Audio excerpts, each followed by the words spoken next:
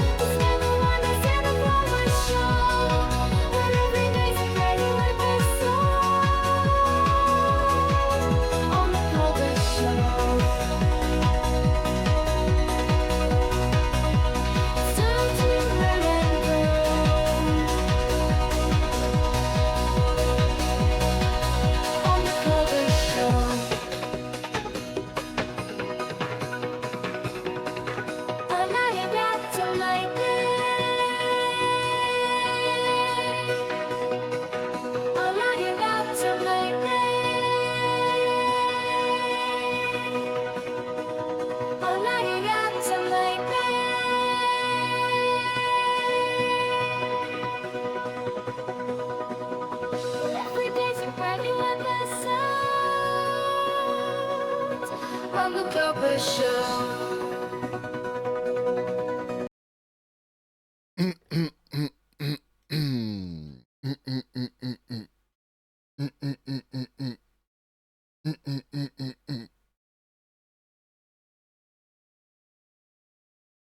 What up, though? What up, Twitch?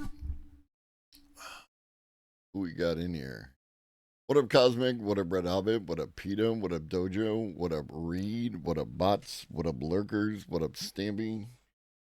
What up, tiny people in my chatterino?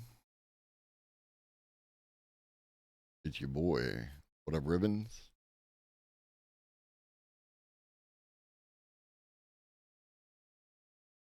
My barista this morning wrote, "Hello, sunshine, happy face, sun, and 16 little M's representing birds. AI going to draw 16 little birds in my coffee? Will AI have whimsy? Is that the new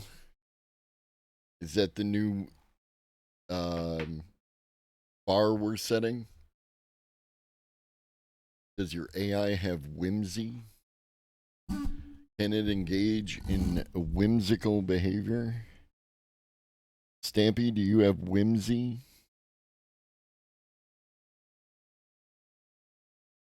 Are you whimsical?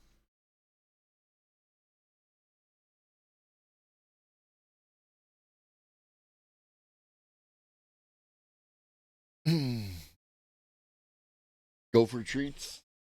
Are we go for treats? Little couple of treats? Just two, because you're watching your weight.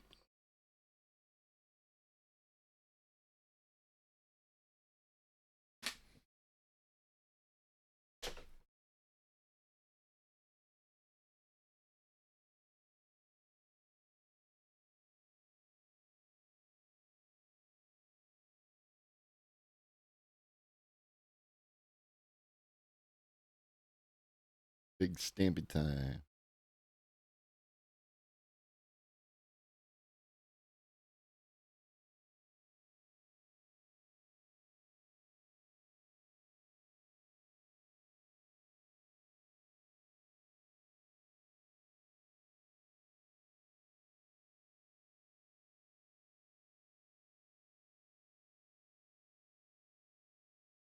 What a tariff.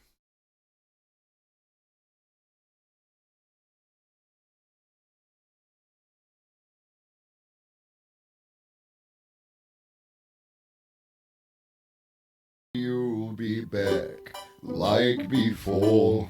I will fight the fight and win the war. Mini subbed for 8 months. 8. Ocho. It's the Ocho. I appreciate you, homie. I want my AI to have whimsy. My Spotify AI DJ this morning played Malibu Ken, Modest Mouse, and then Hella. Perhaps unintentional whimsy. Perhaps. Perhaps.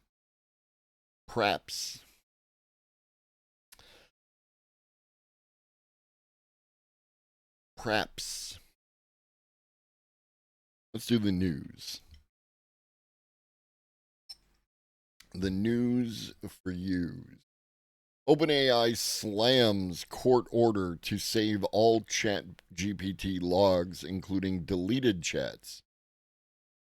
OpenAI defends privacy of hundreds of millions of ChatGPT users. And this is Ars Technica, who are not particularly pro AI. So OpenAI is now fighting a court order to preserve all ChatGPT user logs, including deleted chats and sensitive chats logged through its API business offering, after news organizations suing over copyright claims accuse the AI company of destroying evidence. That seems like outside of the bounds, because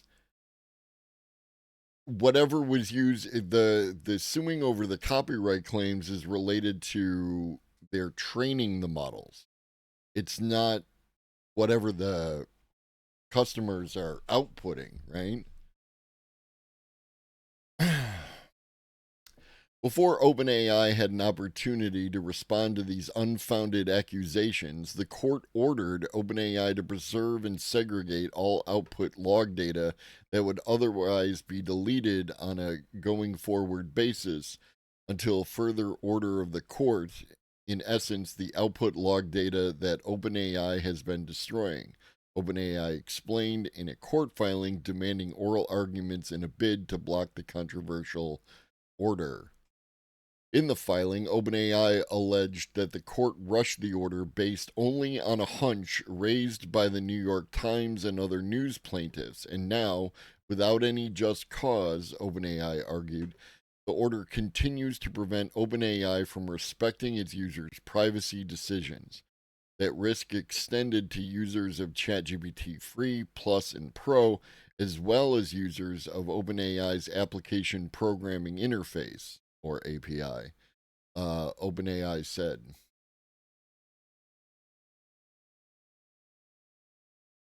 I did not. I did not watch that, I believe. I don't think so. The court order came after news organization expressed concern that people using ChatGPT to skirt paywalls. You don't need ChatGPT to skirt paywalls, homie. Might be more likely to delete all their searches to cover their tracks, OpenAI explained.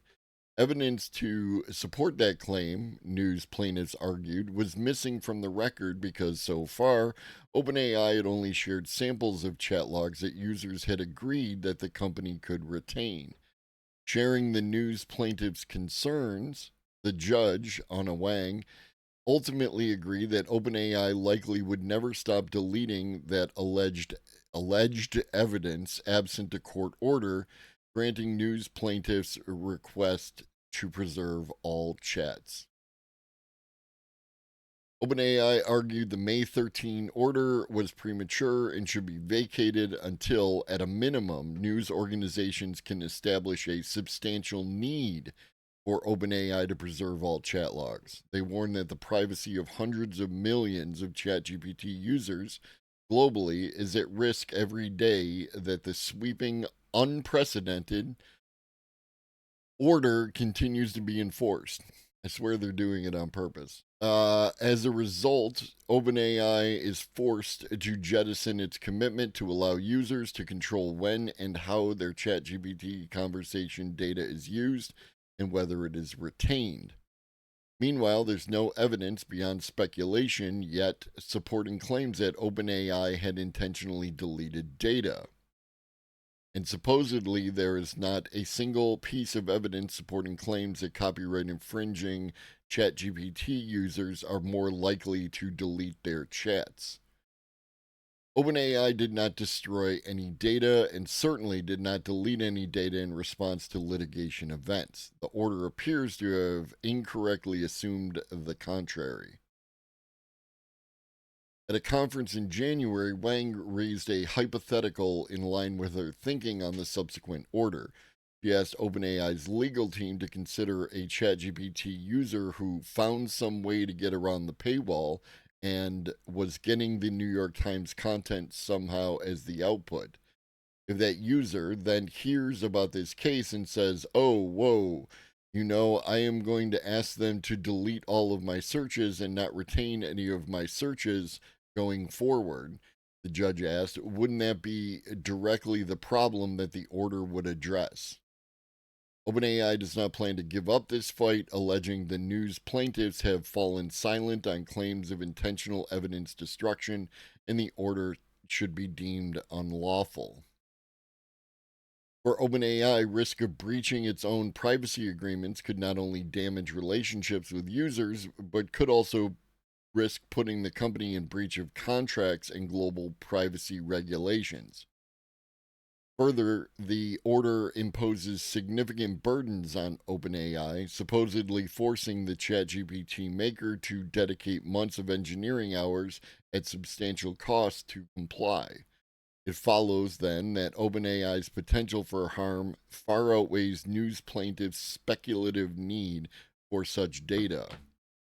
While OpenAI appreciates the court's efforts to maintain discovery in this complex set of cases, it has no choice but to protect the interests of its users by objecting to the preservation order and requesting its immediate vacatur. What up, T1? I am getting the bingo card open, checking off free unprecedented square now. I mean, it's every day. Every day is unprecedented, sometimes multiple times a day. I love the word skirt. My main in WoW has a mage gnome see up skirt. Skirt, skirt.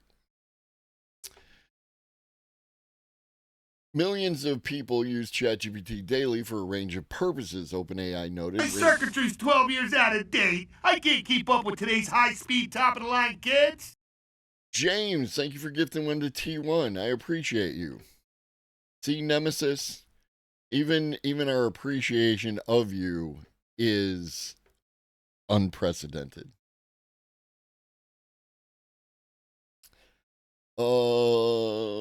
People may choose to delete chat logs that contain their private thoughts, OpenAI said, as well as sensitive information like financial data from balancing the house budget or, a regular house, not the house, or intimate details from workshopping wedding vows. And for business users connecting to OpenAI's API, the stakes may be even higher, as their logs may contain their company's most confidential data, including trade secrets and privileged business information.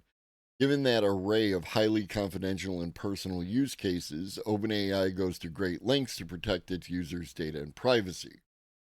It does this partly by honoring its privacy policies and contractual commitments to users, which the preservation order allegedly jettisoned in one fell swoop.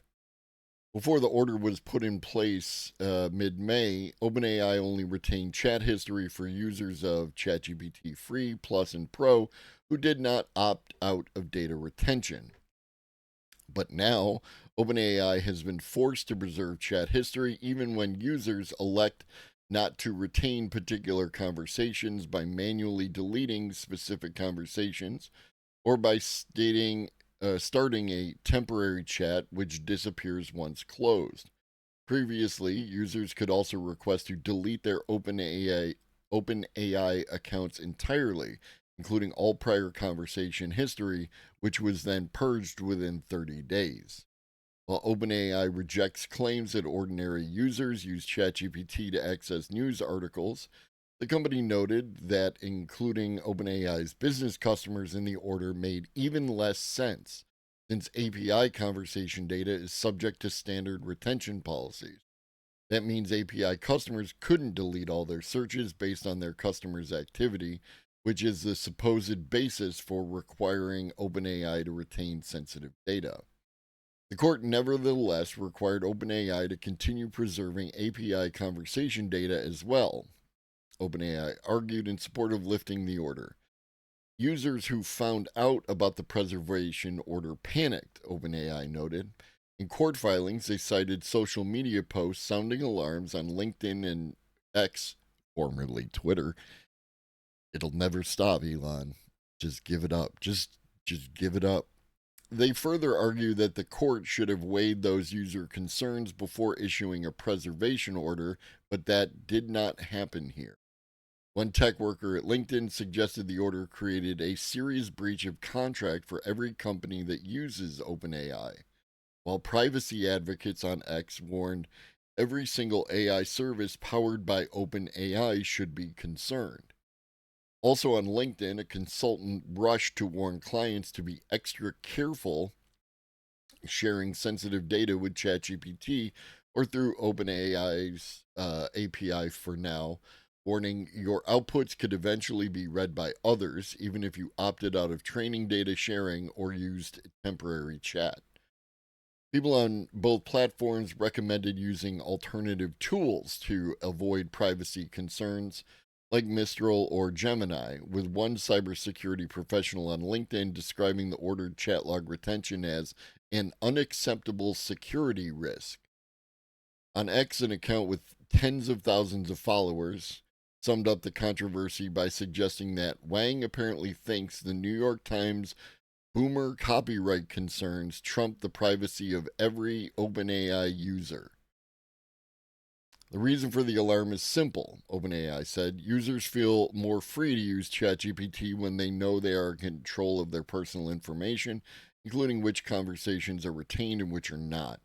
Unclear if OpenAI will be able to get the judge to waiver if oral arguments are scheduled.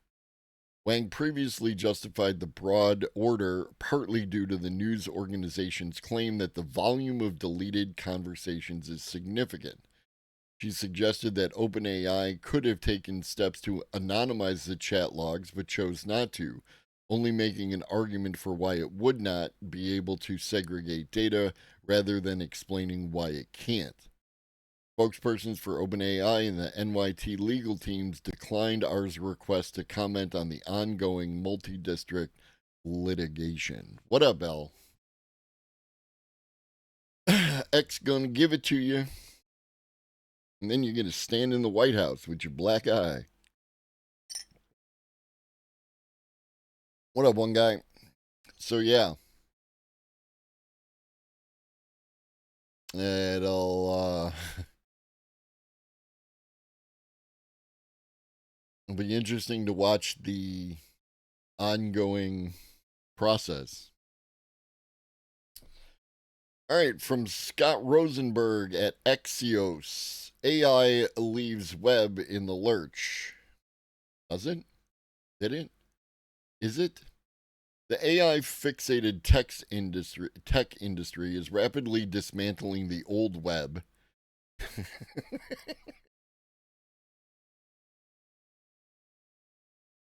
Oh, God. With no game plan for how to replace it. Chatbots have already begun to intercept web traffic and drain publishers' revenue. Now tech giants and startups aim to remodel the devices and browsers we use to access web pages, using AI to summarize or preempt the content that people and publishers post online. What up, X1011? Tech circles were abuzz over the past week with news from normally sedate browser world, the software category that has been shaping access to digital information since the 90s. You dude, bro, Scott, come on. You cannot compare the browsers that, fuck AI. You cannot compare the browsers and the browser experience that we had in the 90s, right, to what we have today. You can't even do that with the early 2000s, right? Like, even there are people who go so far as, like, 2014 was an entirely different internet. So come on with your back in my day. Firefox last week debuted an experimental... How many times do we have to teach you this lesson, old man? I love the young people. Firefox last week debuted an experimental browser tool that provides AI summaries when users hover over links. A preview mode? In 2025? On my internet? Also last week, the browser company, genius, maker of the Arc browser that's beloved by some power users that I've never heard of, but that doesn't mean anything, right? Like, the Arc browser could be the best browser out there. Announced it was pivoting to focus on a new AI-powered browser called Dia. OpenAI has long been rumors in 2025 to be working on its own browser, but has yet to ship anything. Over the last 2 years, Google, which customarily casts itself as champion of the open web, okay. Oh, you can just get on the internet and say anything. Has steadily increased the prominence of its AI summaries in every aspect of search. At Google's I/O Developer Conference last year, it announced the US-wide rollout of the AI summaries, which sit on top of search results and allow users. Yeah, we know. We all know. We all know. This year's I/O, the company said that AI mode would now be a standard feature, although some early reviews have found its information unreliable. Again, your mileage may vary. I have not had a problem with it. Other people apparently have hallucinations in it. I don't know what to tell you. Meanwhile, OpenAI made headlines with its announcement that it was purchasing Apple designer Johnny Ive's AI device startup, which has nothing to do with browsers, and we're bringing in here just to pad our article word count. Ive will now spearhead OpenAI's plan to sell new non-smartphone gadgets that could bring generative AI answers more thoroughly into users' everyday lives. Yeah, it's all idle speculation because you have no idea what's going on in the device because they haven't really told anybody what's going on with the device. At Microsoft's recent Build Developer Conference, the company introduced a new open project called NL Web, aimed at letting websites build their own chatbots to help site visitors access content. So, good?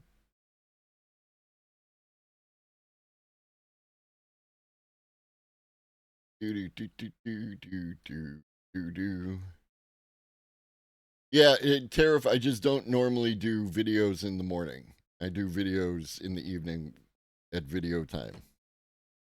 Morning is usually articles like that. Increasingly, web pages, apps, articles, and files will become tool calls with AI chat interface. Browser company CEO Josh Miller wrote to explain why his firm was stopping further work on Arc. As tech goes all in on rebuilding our web experiences with AI, there's no guarantee that the web will still be there when the job is done. they're gonna tear down all this old web, all these bespoke artisanal websites, and replace them with Jesus Christ. Boba Stampy in the morning. With chatbots becoming users' default way to find out what's happening in the world, their makers pretend that they can plaster this new interface layer over the internet without disrupting the data sources that feed it. But some media observers believe an AI-first web will choke off the money and attention that motivates web creators to keep extending the common knowledge pool. SEO did that a long time ago, buddy. Many publishers are already seeing significant traffic and income declines from the shift towards AI search, though Google disputes there's a connection, and creative artists fear their work is being stolen or devalued. Like, this is not relevant. I'm not saying that this isn't an issue, right? Like, I'm not hand waving this. I'm just saying it's not relevant to this article, right? Like, homie is just dropping shit in there to pad his word count, and it's annoying as shit. This is everyone's problem. Of course, the businesses and people that have built their work around the web are afraid, but AI makers should be worried too. The web's vast treasury and cesspool of human creative work has accumulated since the 1990s because people wanted to share what they know either for financial or reputational gain or just to advance a cause or do some good. That setup gave us everything from Wikipedia and YouTube tutorials to blogs and Reddit. Nearly all of the old school web has been old school. Which old school web, you fucking boomer? Oh, nearly all of the old school web has already been fed into AI training databases for regurgitation by bots like ChatGPT. From now on, valuable new contributions are likely to sit behind subscription paywalls. Oh, from now on? Or depend on unsteady alternate means of support, membership programs, nonprofit grants, and government funding.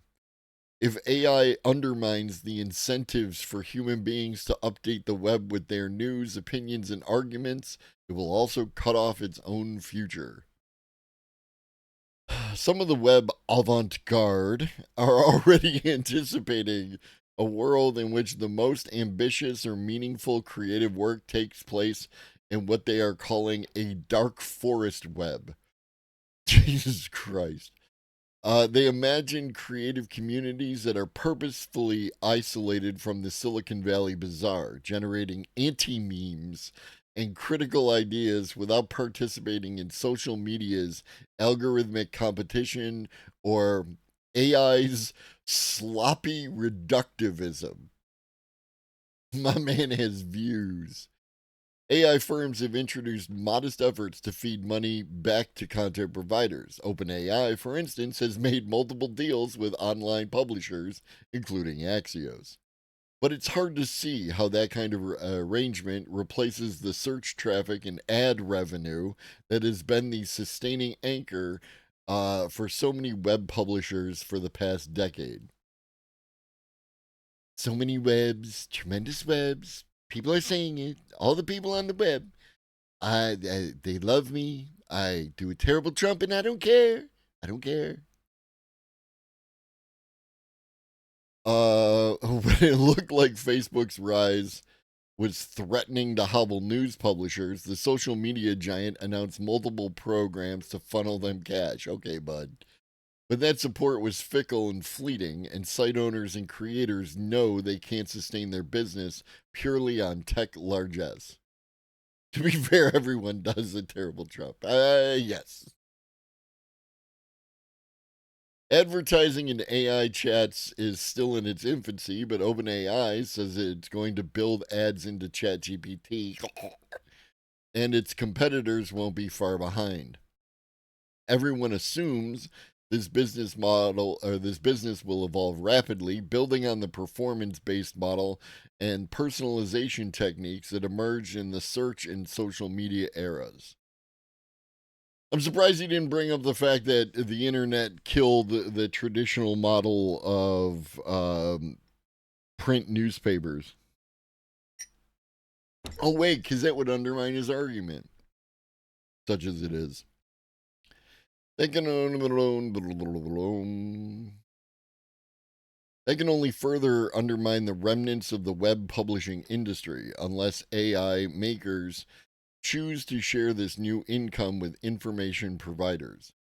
But they're spending billions on data centers, and their investors are expecting astronomical revenue growth. So no one should be surprised if they want to hold on to the lion's share. So just idle speculation. Cool.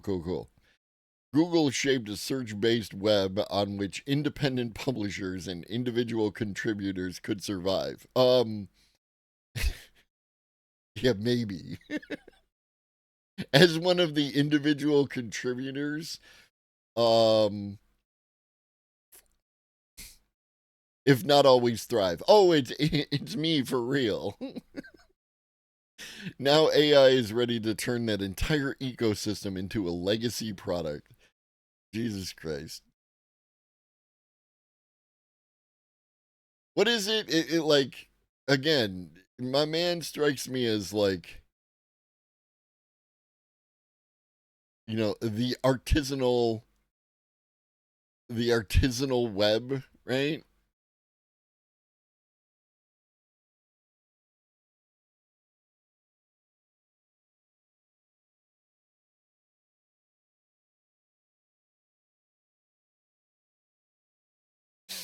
All right. What's next? How trustworthy is AI? UC San Diego today, but not today. A few days ago. UC San Diego faculty David Danks and Lily Wang, hi Stampy, share their... Oh, I hate it here. Share their thoughts about the upcoming challenges, opportunities, and limitations of AI.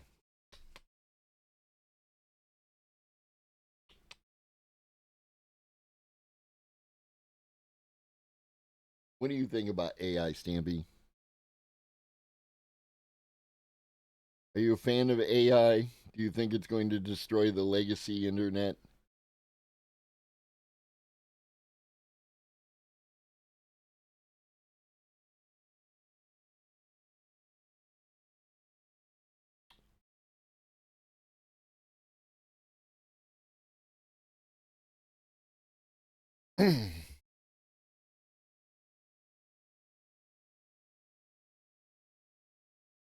Artificial intelligence is everywhere, writing emails, recommending movies, and even driving cars. But what about the AI you don't see? Who or what is behind the scenes developing the algorithms that go unnoticed? And can it be trusted? Trust is such a weird word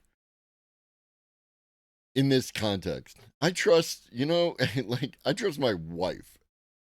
I trust some of y'all, right? Like, not that I don't trust the ones that I don't trust, right? Like, but trust is like a second bridge. You know what I mean?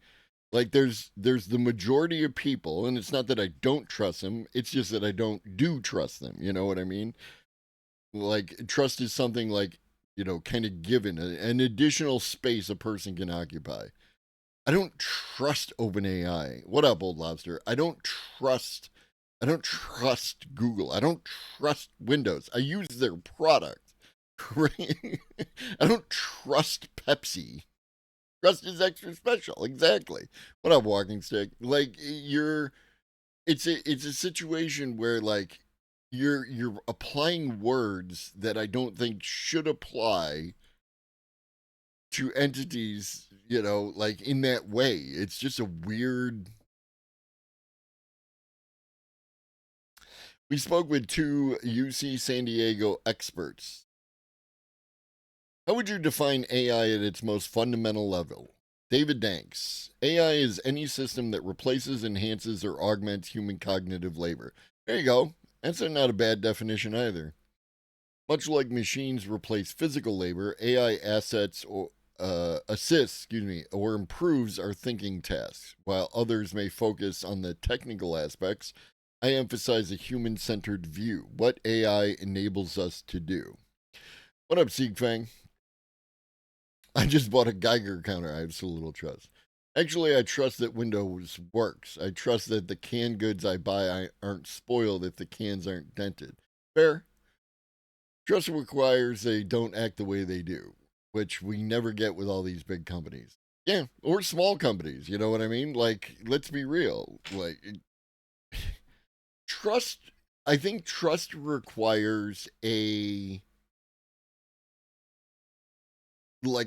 parallel relationship of intention. You know what I mean? Like,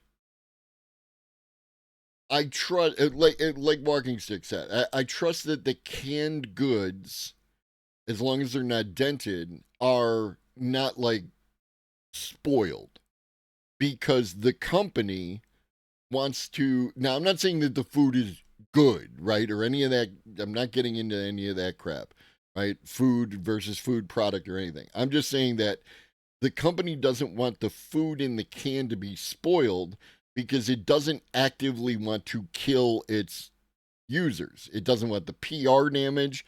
It wants you to continue to buy their food. It would like you to recommend their food to other people, that kind of stuff. So we have a parallel incentive, right? They want to provide me with food. I want to eat food, right? Like, this is that kind of thing. So if your trust is in that ballpark where we carry on a parallel incentive structure, then yes, right? Usually with human beings, it's that same kind of thing. Like, I trust Reed, for instance. I trust Reed because Reed has demonstrated that they have my best interests at heart when it comes to operating, within Twitch, establishing relationships with other streamers, that kind of thing. And Reed has never done anything to abuse that trust, ergo I trust Reed.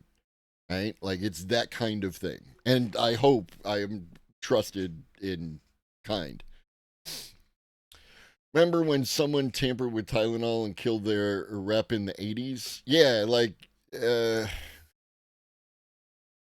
I'm not sure how much I know about the Tylenol thing. Is actually accurate, right? Because it felt like it was everywhere, and it might actually not have been as big a thing as we were, you know. But out of that came those little fucking silver stickers that adhere to the top of bottles, and you know that no one has opened it since it was packaged at the fucking place. You know what I mean?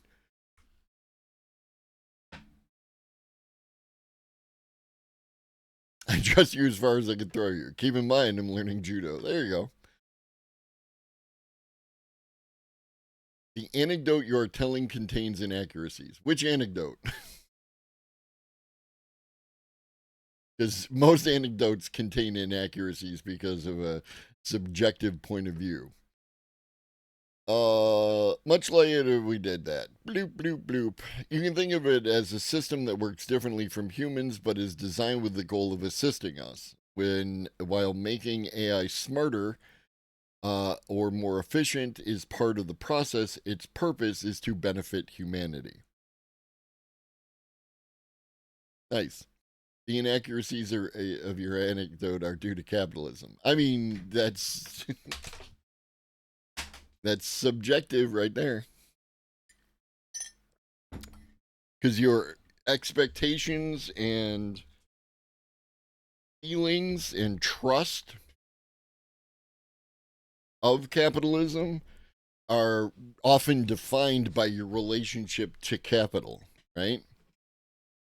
If you own a business and you are wealthy and or rich, one or the other or both or what have you, and you do all sorts of fucking, thing, you might think capitalism is awesome.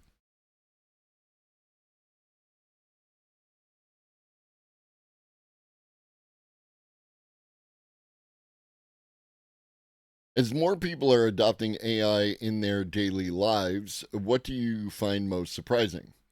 For me, it's people's willingness to experiment and play with these systems. People seem very willing to spend their time and energy trying out the systems.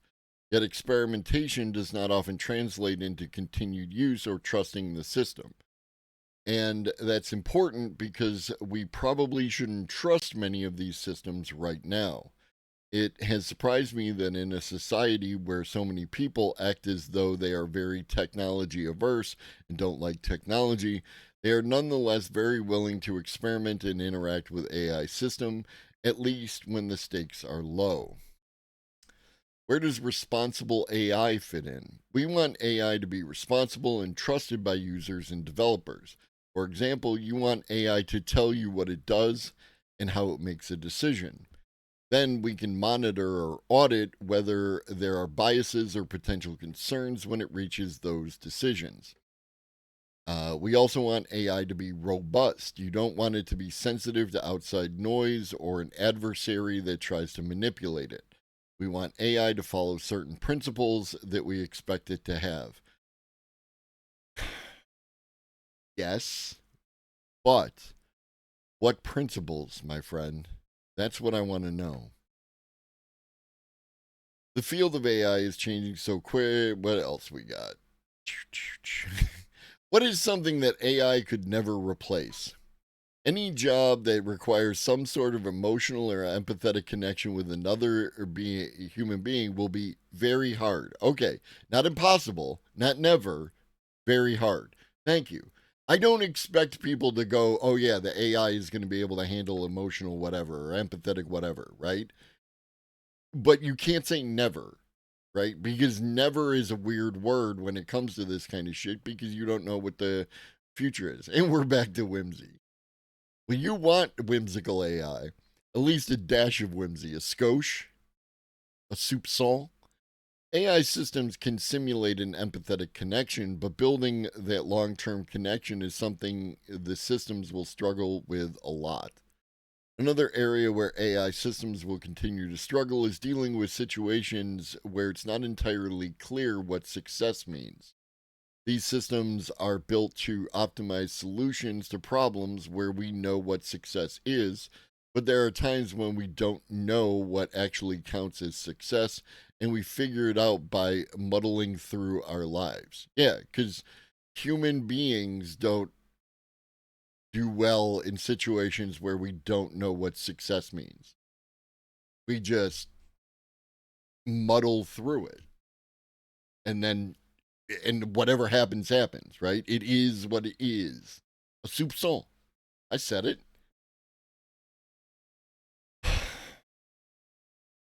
Any final thoughts on AI for our readers? There's sometimes a temptation to think of AI as a hurricane that's just bearing down on us. It's going to transform our lives, maybe even wreck our lives, and there's nothing we can do about it. But I think that's the wrong way to think about technology because AI is built by us. AI is a future that we are building right now. We should view it as an opportunity rather than something we have no idea whether we will make it through. And I agree. I agree. But how do we influence those things, right? Like, there's a lot of, like, there's nothing wrong here. There's just the usual vagaries when it comes to talking about these things rather than specifics, because specifics are hard.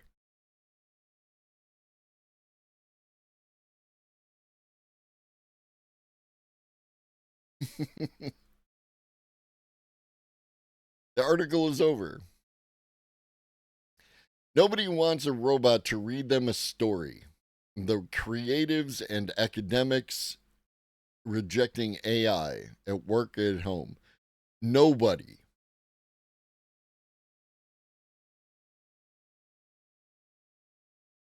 The hyperbolic nature. You want to talk about language some more?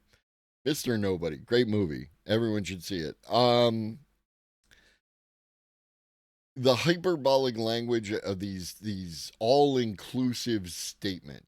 Everybody, nobody, that kind of thing, where nobody wants a robot to read them a story. What about people who do? Do they not count? And I think that's I know. I do. I will find your story. Nice reference. Like it. I actually think this is a problem. I think it's part of the problem, like, with the current internet, right? And more, not the internet itself, but the people on it. You, me, us, people not like us, people more like us, right? The when you make a statement like nobody wants blank, right? You are automatically excluding all those people, and you're automatically excluding all those modes of thought that people might have that differ from your own. And it's very comforting and very easy, but now you're not actually looking at the nuances and details of the situation. You're making this blanket statement to justify your opinions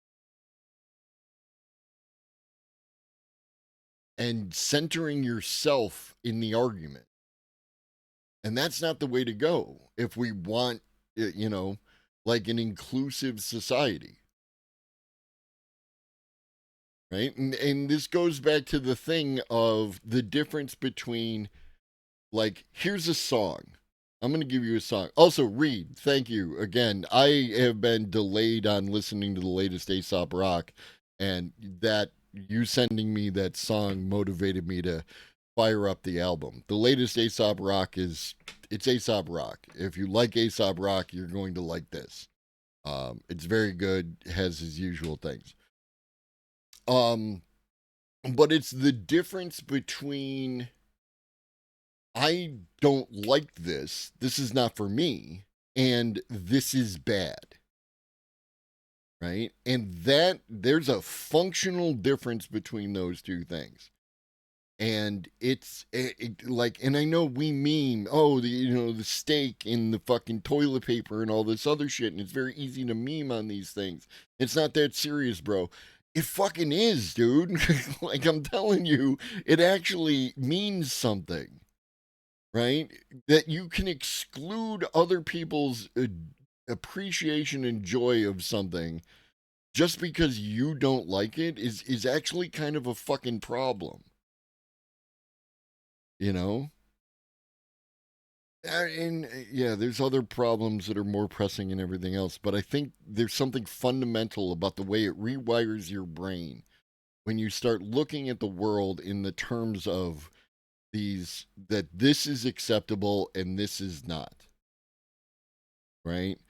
That if I eat my steak, now I don't eat my steak, so don't fucking at me. If I eat my steak well done, shoe leather with ketchup, that is somehow bad. It's none of your fucking business how I eat my fucking steak. You are not important enough to judge me for how I eat my steak. Right? You have not been assigned by the universe to be the arbiter of what is and is not good steak.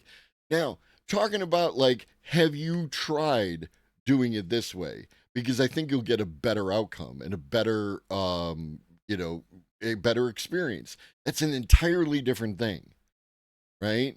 I watched like 5 different ways of making ragu de bolognese, or however you pronounce it, and like they all start with the sofrito, and then it's like, well, how do you prepare your sofrito? You know what I mean?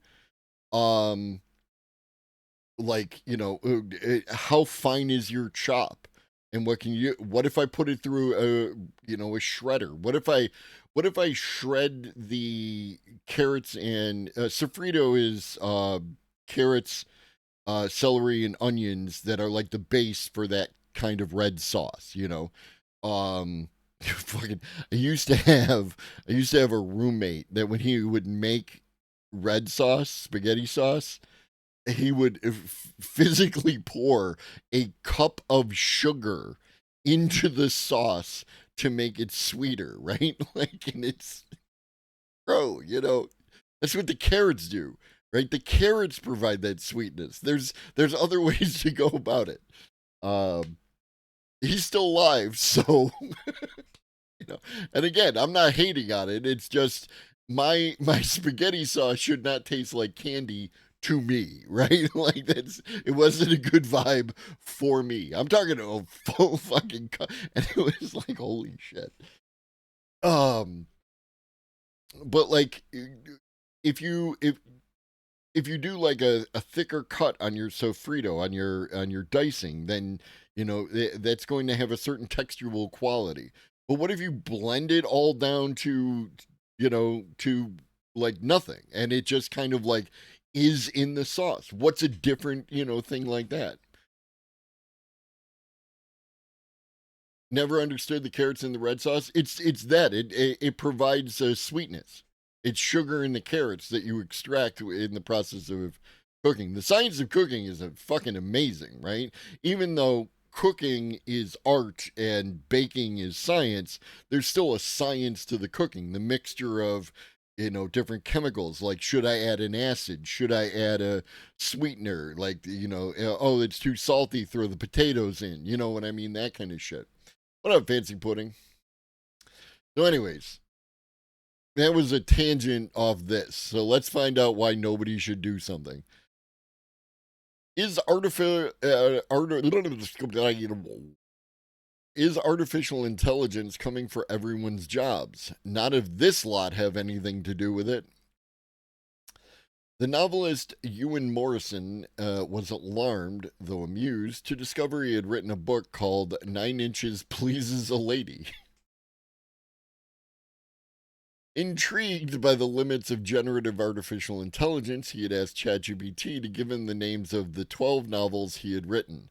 I've only written 9, he said. Always eager to please, it decided to invent 3. Because you asked for 3. You asked for 12. Right? Like this is not the AI's fault that you asked it for something that didn't exist. And fuck it. I maintain,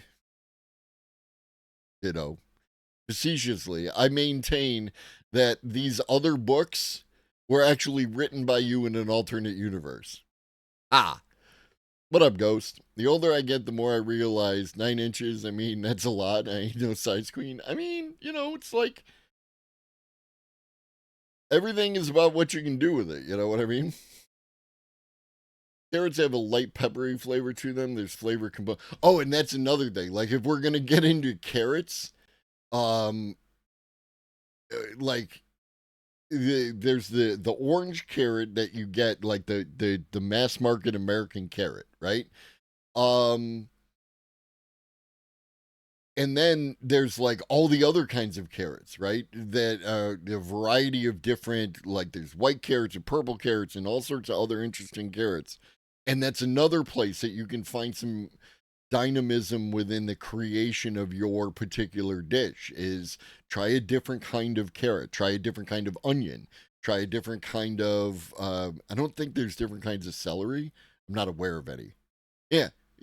Pink carrots, red carrots, purple, white, yellow. Is that a song? Carrots weren't originally orange. Bananas weren't originally the thing. Watermelons didn't originally look like that. Corn, yeah, we all did it. It did it. Celery does have something to it, though, right? Celery does provide a level of flavor and also water content that, in the process of making the sofrito, keep it from like drying out too quickly as it's cooking down. You know what I mean? I mean, like. There are advantages in eating something that has less calories than you consume when you're eating it. I can do multiple conversations at once, Dojo. I'm good at this. Istanbul was Constantinople. Always eager to please, it decided to invent 3. The 9 inches from the fake title it hallucinated was stolen from a filthy Robert Burns poem. I just distrust these systems when it comes to truth, says Morrison. He has yet to write 9 inches or its sequel, 18 inches, he laughs. His actual latest book, For Emma, Imagining AI Brain Implant Chips, is about the human cost of technology. And I'm sure he has views. Morrison keeps an eye on the machines, such as OpenAI's ChatGPT, and their capabilities. But he refuses to use them in his own life or work, except when he just did, to prove a point. He is one of a growing number of people who are actively resisting. People who are terrified of the power of generative AI and its potential for harm and don't want to feed the beast. Those who have just decided that it's a bit rubbish and more trouble than it's worth, and who simply prefer humans to robots.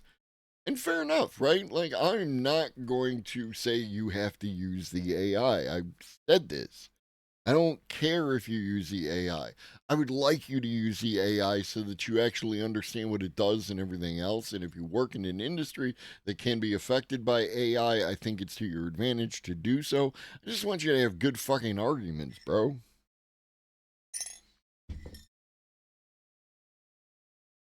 Go online and it's easy to find AI proponents who dismiss refuseniks as ignorant Luddites. Not me. Right? Again, I just did the thing. Or worse, smug hipsters. No, the only smug hipster is Scott Rosenberg. And his web.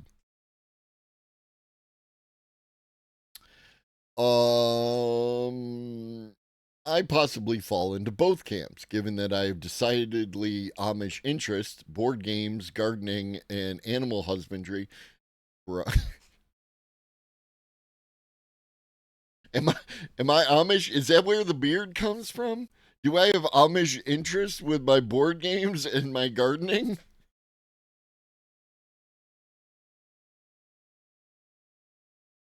And write for The Guardian. Apparently, Amish write for The Guardian. Friends swear by ChatGPT for parenting advice, and I know someone who uses it all day for work in her consultancy business. but I haven't used it since playing around after it launched in 2022. And therefore, like, you don't understand what it does anymore. And it is what it is. I'm not going to force you, but any claims you make about the state of the AI are flawed at that point. What up, Nick? Admittedly, ChatGPT might have done a better job, but this piece was handcrafted using organic words from my artisanal writing studio. Okay, you did that on purpose. That's funny. Okay, that's fine. Okay, I mean, even better.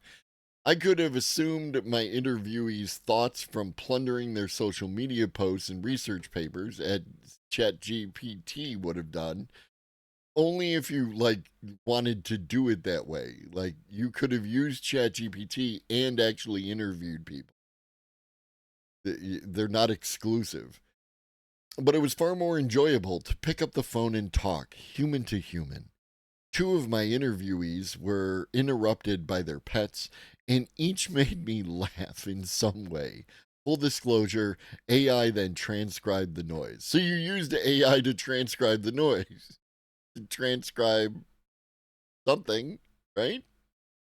On X, where Morrison sometimes clashes with AI enthusiasts, a common insult is decel. Now we're getting into this whole decel nonsense. And again, like, there are people that I disagree with, and I disagree with their arguments. And so when I disagree with them, I make it clear that I am disagreeing with their arguments, and I only talk about their arguments. I actually don't mention their names in the course of disagreeing with their arguments because, again, it's not about them, right? I'm not trying to start drama or any of that horse shit. The arguments are flawed. The methodology is flawed. And I want to talk about that. Right? So this behavior of arguing with people on X or Twitter or what have you is valueless and does the whole social media entrenchment thing. And not just Morrison, but the people that they're arguing with. You know what I mean? Like, what are we doing? But it makes him laugh when people think he's the one who isn't keeping up. There's nothing that stops accelerationism more than failure to deliver on what you promised. Hitting a brick wall is a good way to decelerate, okay? One recent study found that AI answered more than 60% of queries inaccurately. Really? That sounds unlikely. Oh, this is the citing news thing. Again, I need to see your prompts. The issues I had with this study is I don't get to look at your prompts, right? You gave me a whole lot of data here, and I need to see the data on your data, right? Like, how did you go about doing this? Because it sounded like what I was able to get out of this seemed flawed. There's a Right? bunch of nothing, gibberish. Flip Flip-flopical, flip-topical, flip-snopical. I can't even do it. There's a bunch of gibberish, bro. It's questionable, right? And again, it all could be true, but then open up the doors and show me all your shit. You know what I mean? Morrison was drawn into the argument by what he would now call alarmist fears about the potential for superintelligence and runaway AI. And these people, these alarmist fear people, the P-doomers, are not doing anyone any good. I mean, I'm sure they're doing some amount of good. I'm sure fucking what's his name is making a bunch of money. The more I've gotten into it, the more I realize that's a fiction that's been dangled before the investors of the world, so they'll invest billions, in fact, $500 billion, into this quest for artificial superintelligence. It's a fantasy, a product of venture capital gone nuts. Okay? Like, so the conclusion here is that Morrison feels that it's impossible for us to develop super intelligence and, potentially runaway AI. That is the claim that's being made here, if I understand it correctly.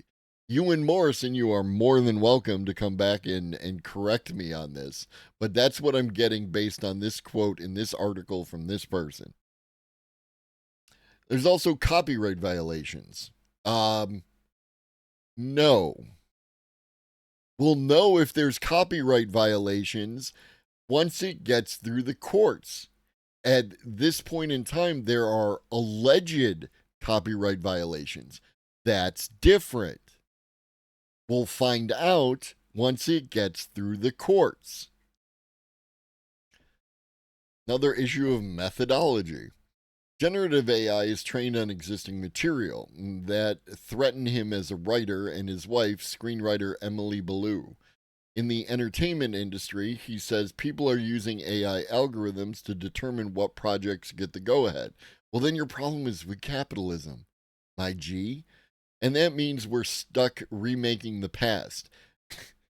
Do you remember before 2002 when we weren't just remaking old thing? Oh, I'm sorry? Really? Oh, so we've been doing this remake old things for decades, possibly longer. Huh. Weird. Weird. Weird.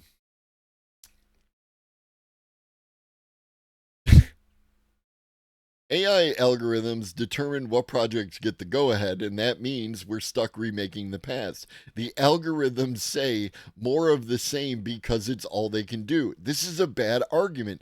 This is because you don't understand anything about the situation. You're just making an emotional appeal. Morrison says he has a long list of complaints. No shit. They've been stacking up over the past few years. He is concerned about the job losses, as anyone should be. But again, I don't know. Maybe your problem is not with the AI, but with what, a socioeconomic system which, prioritizes profits over people. Is that a thing that exists that you might be concerned about?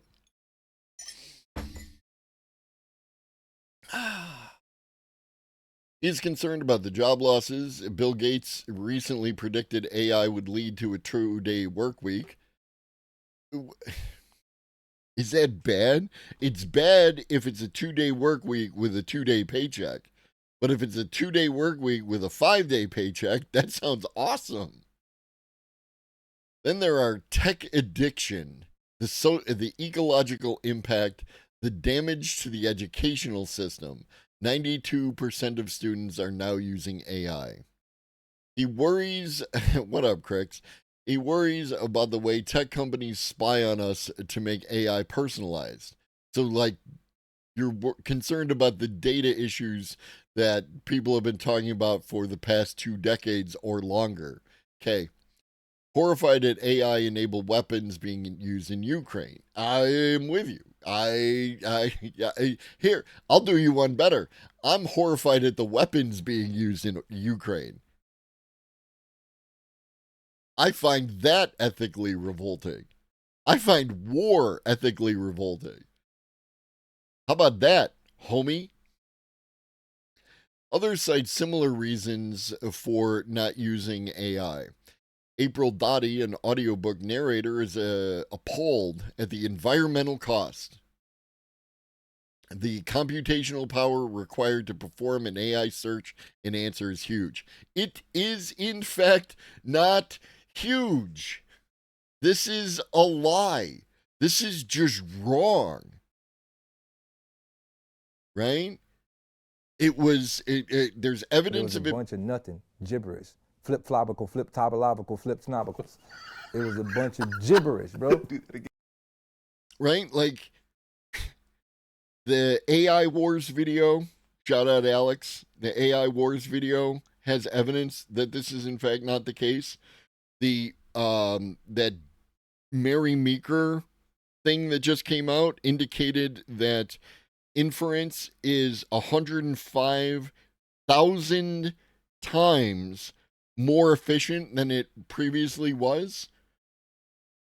Right? So, I don't know, 105,000, even if you don't know what the numbers are, 105,000 is a lot. It's a lot of them. I'm infuriated that you can't turn off the AI overviews in Google search. You know what you can do is ignore them. Whenever you look anything up now, you're basically torching the planet. See, this is the problem. This is why you can't just leave it alone, because these people are there's a lie, and they base their worldview on a lie, and then they perpetuate that lie, and then they exacerbate that lie. Right? If you Google something, you're basically torching the planet. That's just fundamentally inaccurate. Alex has been getting heat for that video. Unfortunately, it's a lot of the bad arguments that he refutes in the video, which shows they didn't actually watch the video. 100%. 100%. I personally, I didn't get a response back, and that's fine. Alex does not have to respond back. But I sent a message to Alex that I appreciated what they did on Bluesky, and said that I hope they continue, and I hope they put out part 2. Right? Like, because they are doing good work, and they are being shouted down by people who don't know what the fuck they're talking about. And that's a fucking problem. She started to use other search engines, but more and more we're surrounded by it, and there's no off switch. That makes me angry. Where she still can, she says, I'm opting out of using AI. In her own field, she's concerned about the number of books that are being read by machines. Audible, the Amazon-powered audiobook provider, has just announced it will allow publishers to create audiobooks using its AI technology. I don't know anybody. See, this is different. This is, you son of a bitch. This is a quote, right? These are well, like, if I don't put quotation marks, if I only put the one, does that mean it's like I can paraphrase what they said? Is that how that works? I don't know. I'm not a reporter. But what the quote is, I don't know anybody who wants a robot to read them a story. Right? And that's distinctly possible. Fair enough. Half quote. Paraphrase. But this is different, right? Because if you run in a community of people who are anti-AI, then all those people, and especially if you present it as, would you want a robot to read you a story? And I don't fucking know. We have all sorts of fucking pieces of media where the robots read stories, and we kind of think that's cool. It's like when you say real legitimate weapons of mass destruction. So I gotta go like this. Not bunny ears, not crime bunnies, but like single fingers. Bing. Bing, bing. As opposed to crime bunnies. I don't know anybody who wants a robot to read them a story. Hey, look at that. Milestone achieved. Thank you for the biddies. Robots are cool. Robots reading stories are cool.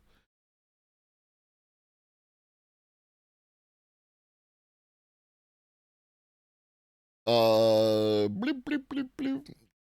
I don't know anybody who wants a robot to read them a story, but I'm concerned that it's going to ruin the experience to the point where people don't want to subscribe to audiobook platforms anymore. So your concern is that it's that, like, so you think that they're going to use the AI to create audiobooks, and that those audiobooks are going to be so bad that no one's going to subscribe to the audiobook platforms anymore. That makes sense. I guess it does to Dottie. She hasn't lost jobs to AI yet, but other colleagues have, and chances are it will happen. AI models can't narrate, she said.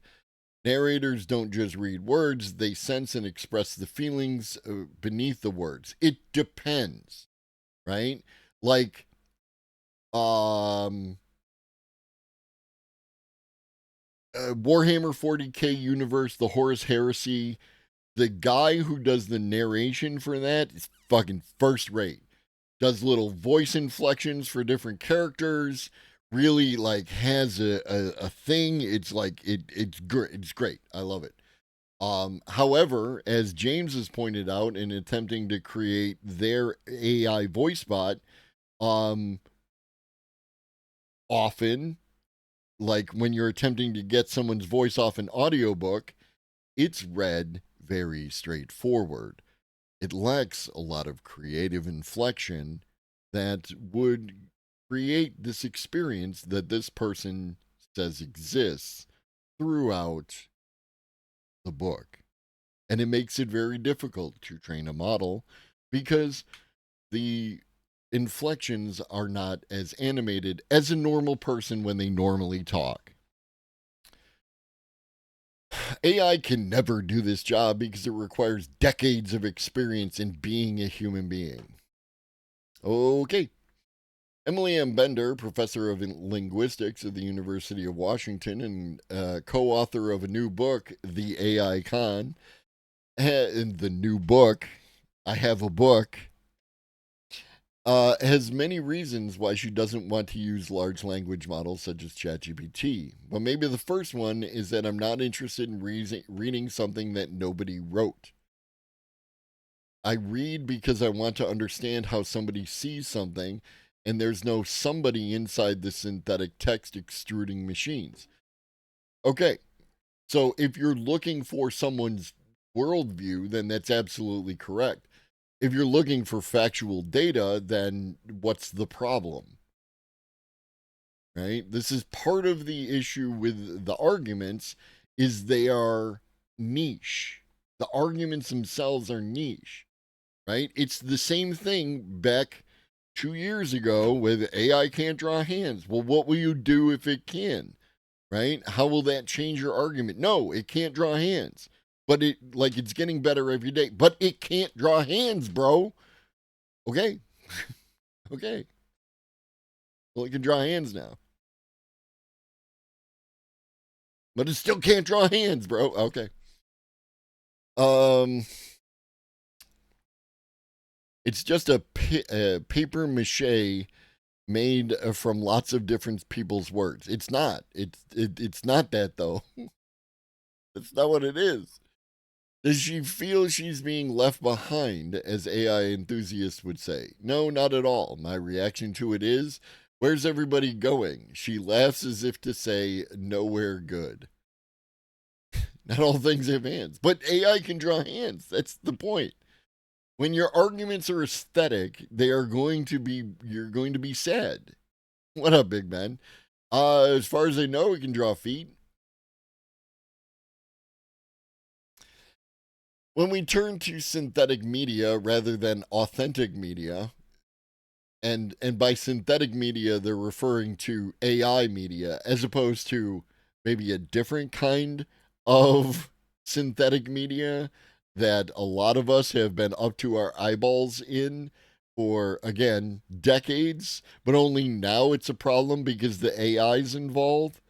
Right? There are certain, I don't know, news channels that create synthetic media, right? There's a whole enragement cycle that is well documented regarding how they do their stuff, and they actually went to court and, were able to defend themselves from a lawsuit by saying we're not actually news, we're entertainment.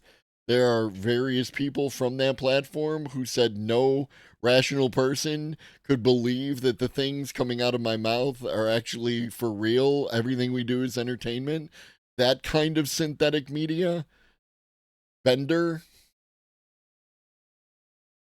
When we turn to synthetic media rather than authentic media, we are losing out on human connection. That's both at a personal level, what we get out of connecting to other people, and in terms of strength of community. She cites Chris Gilliard, I'm going with, the surveillance and privacy researcher.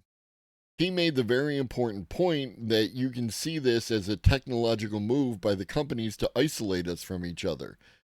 Homie.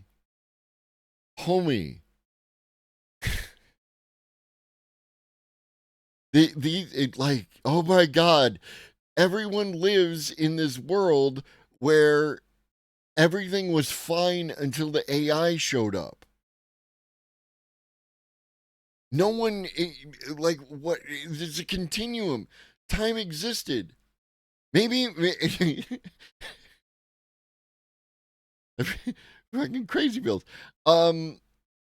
The Code Red channel that we watch on fucking on YouTube, right? Is memeing about the fact that the you know, we're in a simulation because in 2019, 2020 they like reset everything and everything else, and I feel like there are people, and I'm not saying that that's actually what's happening, but maybe it was the pandemic, right? That there is no before pandemic time, that once the pandemic happened, that was the beginning of history. Like, holy shit. He made the very important point that you can see this as a technological move by the companies to isolate us from each other and to set things up so that all of our interactions are mediated through their products. Yeah, that's Facebook.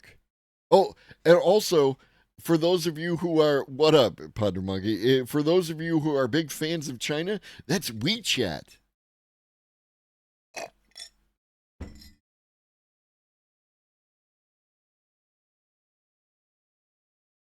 Joke's on you, X1011. My universe is constantly being destroyed and recreated.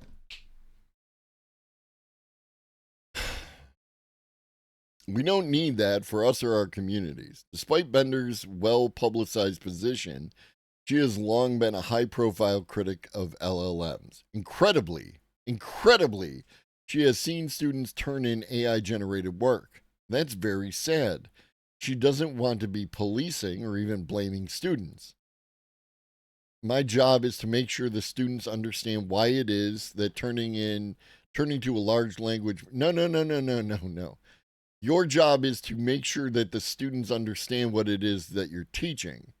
Your job is not to make sure students understand why turning to a large language model is depriving them of a learning opportunity in terms of what they would get out of doing the work. Your job is to, instill in them a desire to do that thing, not just chastise them for it. Or maybe it isn't. Maybe your job is to do exactly what you say it is. Does she think people should boycott generative AI? Boycott suggests organized political action, and sure, why not? She says, I also think that people are individually better off if they don't use them. I am certain that that is not the case for me. Some people have, but I'm a what is it, AI addict? So I guess I'm just full of shit. 1157. Some people have so far held out, but are reluctantly realizing that they may end up using it. Tom, who works in IT for the government, doesn't use AI in his tech work, but found colleagues were using it in other ways. Promotion is partly decided on annual appraisals they have to write, and he had asked a manager whose appraisal had impressed him how he had done it, thinking he'd spent days on it. He said, I just spent 10 minutes. I used ChatGPT. Tom recalls he suggested I should do the same, which I don't agree with. Why?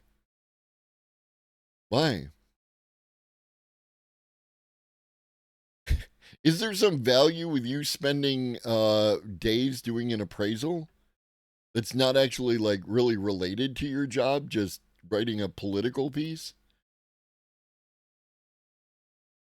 He suggested I do the same, which I don't agree with. I made that point and he said, well, you're probably not going to get anywhere unless you do. allegedly, again, using AI would feel like cheating. But Tom worries refusing to do so now puts him at a disadvantage. Why is it cheating? Is it, again, like going round and round with this bullshit? It's a tool, like a calculator. Exactly. That's exactly where I was going, fancy pudding. Like, do you do long form math on pen and paper? Like, or do you fucking use the calculator? Right? Are you cheating? What is going on? I almost feel like I have no choice but to use it at this point. I might have to put morals aside. It's not morals. Or maybe it is. I don't know. I'm not going to judge Tom's morals. High five. Others, despite their misgivings, limit how they use it and only for specific tasks. Steve Royal, professor of cell biology at the University of Warwick, uses ChatGPT for the grunt work of writing computer code to analyze data. But that's really the limit. I don't want it to generate code from scratch. When you let it do that, you spend way more time debugging it afterwards. Do you? Do you? Is that what happens? My view is it's a waste of time if you let it try and do too much for you. That can be fair. That can be fair assessment right there. And that's got to be it. Because it's noon o'clock. Noon o'clock. Here, if you want to read the rest of this classic of the ages, we keep moving like zombies toward a world that nobody really wants to live in. No, we don't. Not all of us. Some are trying to make the best of this world that we can and not subsume ourselves to these systems that require us to, exchange labor for food and living. And it's World Environment Today. I mean, technically, isn't it Everyday World Environment Day? The environment's happening whether we believe in it or not. Yes, but I'm an addict. Correct, Ghost. I'm not the person you should listen to. Where's the? I need one of them. One of the There. I have flashbanged you all. You are now free from the lies of AI or whatever. The state of addiction.